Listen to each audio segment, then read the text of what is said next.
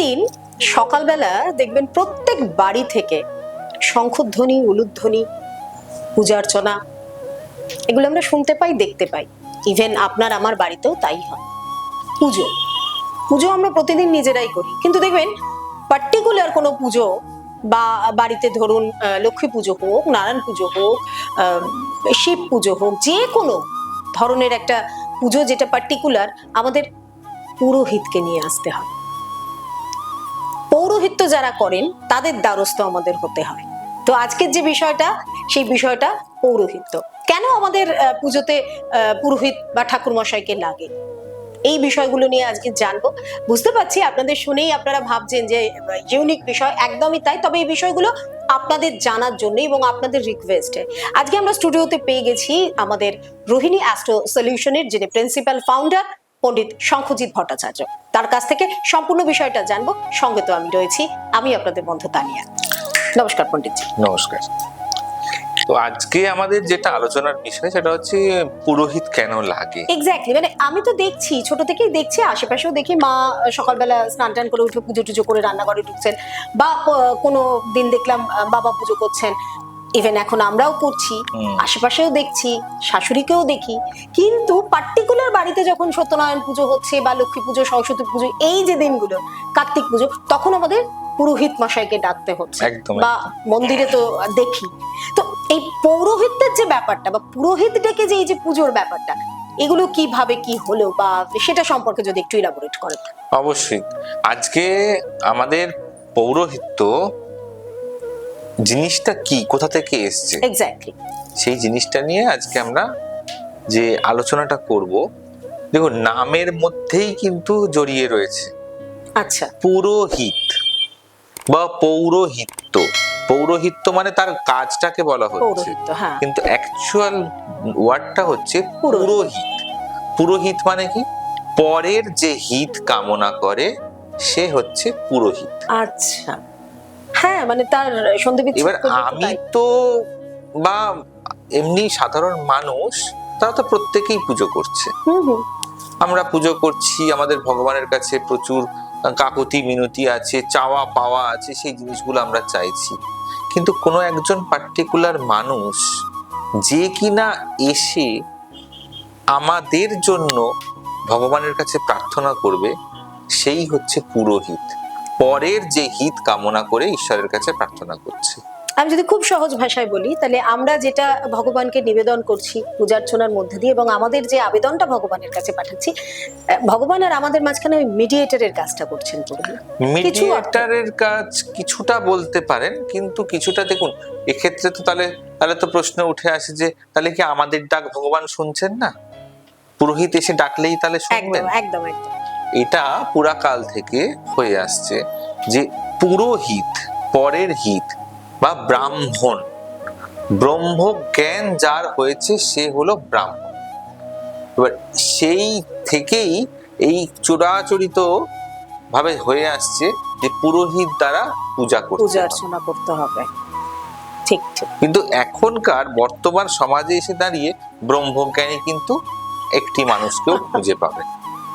তো সেক্ষেত্রে কি বলছেন? কিন্তু সেক্ষেত্রে ওই যে তাকে দেখতে হবে, জানতে হবে যে সে কি আদেও সঠিকভাবে আমাদের পুজো পাঠটা কি সে সঠিকভাবে করছে, নাকি সে শুধুমাত্র তার পারিশ্রমিক নেওয়ার জন্য বা তার প্রফেশন যেটা সেটাকে রক্ষা করার জন্য পুজোটা করছে। মানে শুধু কি সে প্রফেশনালি করছে, নাকি তার মধ্যে সেই তাকে যে পারিশ্রমিকটা দক্ষিণাটা দেওয়া হবে, সেই দক্ষিণাটুকু নিয়ে তার সংসার চলবে, সেই চিন্তা ভাবনা এসে আসছে।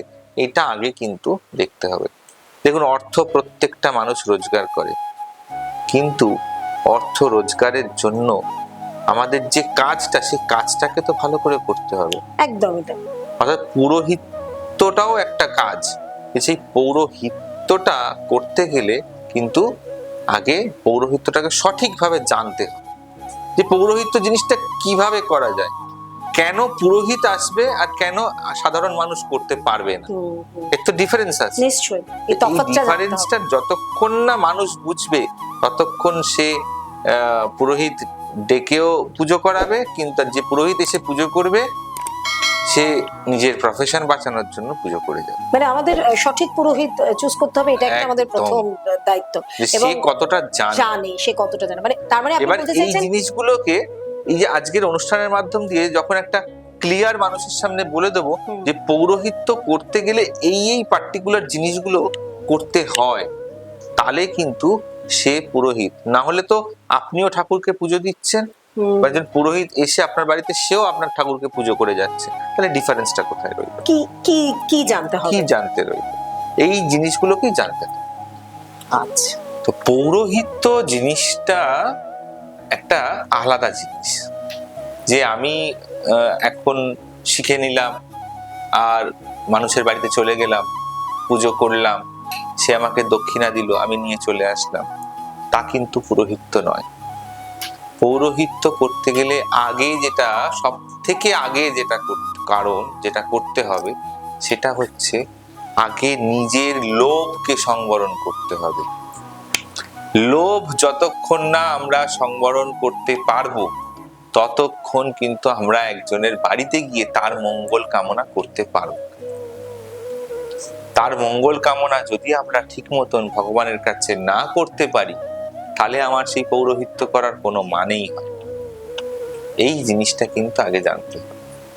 কিন্তু এখন ম্যাক্সিমাম ক্ষেত্রে দেখা যায় যে মানুষের বাড়িতে পুরোহিত্য করতে গেলে আগেই জিজ্ঞেস করছে আপনি কি কি জিনিস দিয়েছেন। সে পুরোহিত গিয়ে আগেই দেখছে কি কি জিনিস দিয়েছেন।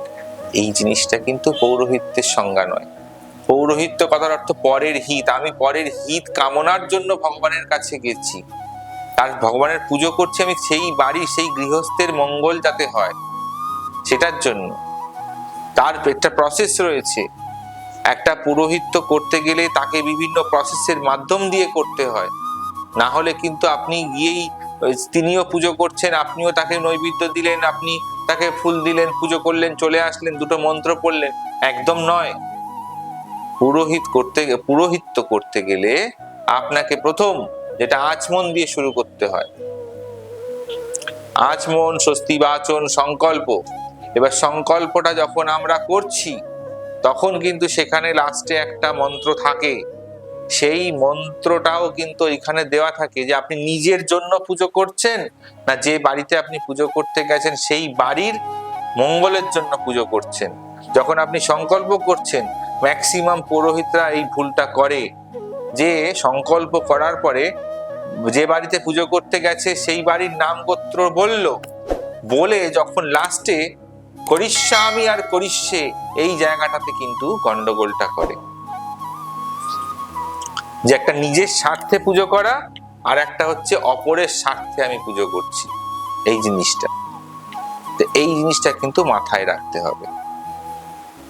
আচমন হলো, সংকল্প হলো, স্বস্তি বাচন হলো, পুষ্প শুদ্ধি, আসন শুদ্ধি, জল শুদ্ধি, স্টেপ বাই স্টেপ পর আছে। একটা পুজো করতে গেলে যে দেবতার পুজো করছি তাকে আগে স্বাগত জানাতে হবে। তার বিভিন্ন মুদ্রা প্রকরণ আছে, মুদ্রা দেখাতে হবে, মুদ্রা দেখিয়ে তাকে ডাকতে হবে, স্বাগত জানাতে হবে। তারপর ধ্যান মন্ত্র পাঠ করতে হবে, সেটাও তার একটা বিশিষ্ট মুদ্রার পাঠ করতে হবে। তারপরে মুদ্রা প্রদক্ষিণ করার পরে সেই ধ্যান মন্ত্র হয়ে যাওয়ার পরে তাকে মানস পূজা করতে হবে। মানস পূজা কি? মানস পূজা হচ্ছে আমার হৃদপদ্মে, আমার হৃদয়ে একটা পদ্ম ফুল ফুটেছে, সেই পদ্মের ওপর সেই দেবতা যার আরাধনা করতে আমি গেছি, সেই দেবতা তার উপর বিরাজ করছেন। সেই দেবতাকে আমি কল্পনা করতে হবে, সেই দেবতাকে আমার সামনে রয়েছে, আমার হৃদয়ে বিরাজ করছেন তিনি। তাকে আমি ফুল, বেলপাতা, তুলসী পাতা দিয়ে তার পুজো করছি, তাকে চন্দন পড়াচ্ছি, তাকে খাবার দিচ্ছি, তিনি গ্রহণ করছেন খাদ্য, আমি তখন তার আরতি করছি। এটা হচ্ছে মানস পূজা। মানস পূজা মানে কি? মনে মনে তাকে ভাবনা চিন্তা করা। এটা ওই ধ্যান করার পরে সেই ফুলটা মস্তকে ধারণ করে এইভাবে করতে হবে। তারপরে সেই ফুলটা নিয়ে দেবতার চরণে দিতে হবে। তো এই প্রসেসগুলো যে ফলো করছেন বা যে তার যতটা আর্তনাদ দিয়ে ফলো করছেন, তবেই কিন্তু একটা মানুষের মঙ্গল আমি করতে পারবো। কিন্তু বর্তমান যুগে এখন এই জিনিসগুলো চিন্তা ভাবনা করার মতন মানুষ খুব কম। এই জিনিসগুলোকে দেখে বুঝে তারপরে, এবার দেবতার যেই আমি ফুল দিলাম তখন তারপরে তাকে পা ধোয়ার জল দিতে হবে, অর্ঘ্য প্রদান করতে হবে, হাত ধোয়ার জল দিতে হবে, নৈবেদ্য তাকে নিবেদন করতে হবে। সেই প্রত্যেকটা জিনিসের কিন্তু আলাদা আলাদা মুদ্রা রয়েছে, এই মুদ্রাগুলো দিয়ে দিয়ে তাকে করতে হবে। তারপর তাকে আবার খাওয়া দাওয়ার পরে হাত ধোয়ার জল দিতে হবে, তারপর তিনি বসবেন, তার আরতি করতে হবে। আরতিরও কিন্তু নিয়ম রয়েছে, এগুলো প্রত্যেকটার কিন্তু আলাদা আলাদা আলাদা আলাদা পার্ট বাই পার্ট নিয়ম রয়েছে। তারপরে পুষ্পাঞ্জলি। সবসময় চিন্তা করবেন, যতক্ষণ না দেবতার সাথে নিজেকে কাছের মনে করতে পারছেন, ততক্ষণ কিন্তু দেবতার পুজো করে কোনো ফল লাভ করতে পারবেন, সেটা পুরোহিত হোক বা সাধারণ মানুষ হোক। দেবতাকে নিজের বাড়ির মেম্বার মনে করুন। আপনার যে বাড়ির ঘরের ঠাকুর রয়েছে তাকে আপনি আপনার বাড়ির মেম্বার মনে করুন। যখন কেউ জিজ্ঞেস করবে আপনাকে, আপনি তাকে বলুন যে হ্যাঁ, আমার বাড়িতে আমি, আমার বাবা মা আর আমার ঠাকুর রয়েছি, তিনিও আপনার বাড়ির মেম্বার একজন। যতক্ষণ না এই ফিলিংসটা মন থেকে আনতে পারবেন, ততক্ষণ কিন্তু ওইভাবেই বলতে হবে যে ভগবানকে ডাকি, কিন্তু ভগবান সাড়া দেয় না। ভগবানকে ডাকতে হবে ডাকার মতন করে। এই জিনিসটা কিন্তু আপনাদের জানতে হবে, তবেই কিন্তু একজন পুরোহিত পৌরোহিত্যে ঠিকঠাক ভাবে পরের হিত কামনা করতে পারবেন, নচেত কিন্তু। সঠিক ব্যাখ্যাটা ভীষণ প্রয়োজন আমাদের কাছে, একদম প্রত্যেকটা জিনিস একদম একটা ক্লিয়ার একটা বর্ণনা আমাদের কাছে থাকা দরকার, যে কেন আমরা পুরোহিত মশাইকে ডাকবো, বা কেন পুরোহিতের দ্বারাই পুজো হলে সেই পুজোটা সর্বান্তকরণে ভগবানের কাছে যাচ্ছে। আপনি একটা ভীষণ সুন্দর কথা বললেন, যে সেই ডাকার মতো ডাকাটা, সেটা আমাদের দরকার। তো এতে আমার মনে পড়ে গেল একটা খুব মা জেঠিমাদের মুখে শোনা, যে ডাকার মতো ডাকলে পরে পাষাণেরও অশ্রু ঝরে। তো এটা হচ্ছে যে সেই জন্য মানে এখানে আমার মনে হচ্ছে মেইনলি আমাদের চুজ করাটা, যে যে মানুষটাকে আমি আমার আর ভগবানের পুজোর জন্য যেগুলো বড় কথা হচ্ছে, সেই মানুষটাকে তো চুজ করা যেরকম একটা বড় ব্যাপার, ঠিক সেরকম সাধারণ মানুষের মধ্যেও বলি যে ভগবানকে আমরা ভয় পাই। এক্স্যাক্টলি তাই, ভগবানকে আমরা ভয় পাই। এই মেম্বার করে নেওয়ার এই কনসেপ্টটাই, এই জিনিসটাই মানুষের মধ্যে নেই। ভগবান মানেই যিনি, তিনি হচ্ছে, যাকে আমি যদি নিজের করতে না পারলাম সে আমার কি করে হবে? তাই তো, আমি কি তাকে নিজের করতে পেরেছি? আমরা কি করতে পারছি সেটা দেখি না, কিন্তু আমরা শুধু চেয়ে যাচ্ছি। আর দিনের শেষে আমরা বলছি যে ঠাকুর নেই, ঠাকুর দিচ্ছে না, এত ডাকছি, ঠাকুর কোথায়? তাকে তো আগে আমাদের নিজেদের মেম্বার বানাতে হবে। এক্স্যাক্টলি, যে তিনি আমার আপনার সবার মতো, তিনি আমার বাড়ির লোক, বাড়িতে থাকেন তিনি। তার জন্য কেন আমি অত না, এটা ধরবো না, এটা খেয়ে দেওয়া করা যাবে না, এটা অমুক করে হাতে ধরা যাবে না, কেন? আপনি আপনার সন্তানকে আপনি কি খেতে খেতে খাইয়ে দেন না? একদম। তাহলে আপনি ঈশ্বরকে যদি সন্তান রূপে ভাবেন, কেন করতে পারবেন না? আপনি কি নিজে খাওয়ার আগে আপনি বাড়ির লোককে, গার্জেনকে খেতে দেন, তবে আপনি খান? তাহলে আপনি ঈশ্বরকে সেটা চিন্তা করলে, তাহলে আপনি ঈশ্বরকে আগে দেবেন, তারপর নিজে খাবেন সেই প্রসাদ। এই আপন করে নেওয়া ভাবটা, মানে যত শুনছি তত আমিও অভিভূত হচ্ছে, এবং আমি জানি আপনারাও অভিভূত হচ্ছেন। এইভাবেই পর অনুষ্ঠানগুলো দেখতে থাকুন, ভিডিওগুলো দেখতে থাকুন, লাইক শেয়ার করুন। সব থেকে যেটা বড় কথা, লাইক তো করছেন আপনারা জানি, কিন্তু প্রচুর শেয়ার করুন। জানেন, এমন অনেক মানুষ আছে যে এই বিষয়গুলো যাদের জানা দরকার, অজানা হয়ে থেকে তারা অনেক ভুল ভ্রান্তি মানুষকে নিজেদের জীবনে নিয়ে আসছে। যদি পৌরোহিত্য নিয়েই বলা হয়, যদি পুরোহিত নিয়েই বলা হয়, এমন অনেক এরকম পুজো হচ্ছে যেখানে আদৌ তারা সঠিক পুরোহিতকে নিয়ে আসতে পারছেন কিনা, এখানে একটা কোয়েশ্চেন থেকে যাচ্ছে। তাই সঙ্গে থাকুন, দেখতে থাকুন, আর কমেন্ট বক্সে লিখুন যে আপনার বাড়িতে লাস্ট কোন পুজোটা হয়েছে।